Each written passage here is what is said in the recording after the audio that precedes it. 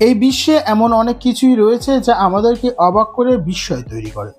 এমন অনেক বিষয় এই বিশ্বে রয়েছে যা এখনো আমাদের কাছে অজানা। ঠিক তেমনই এই বিশ্বে এমন একটি টেলিফোন বুথ রয়েছে যেখানে মৃত মানুষের সঙ্গে কথা বলা যায়। মৃত মানুষের সঙ্গে কথা বলার টেলিফোন বুথ রয়েছে জাপানে।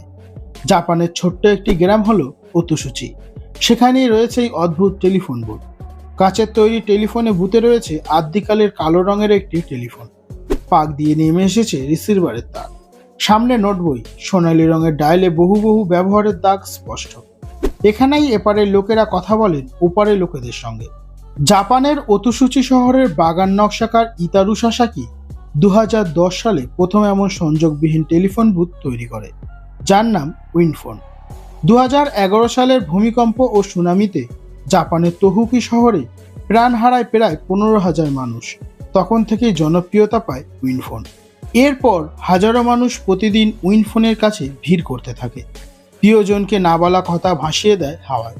তারপর থেকে বছরের পর বছর ধরে এই টেলিফোনে কাউকে একাকী হাসতে, কাউকে কাঁদতে, কাউকে আবার গল্প করতে দেখেছে বহু মানুষ। ওপার থেকে কোনো প্রতিক্রিয়া পাওয়া যায় কিনা জানি না, তবে ওই যে বলে না, বিশ্বাসে মিলায় বস্তু তর্কে বহুদূর।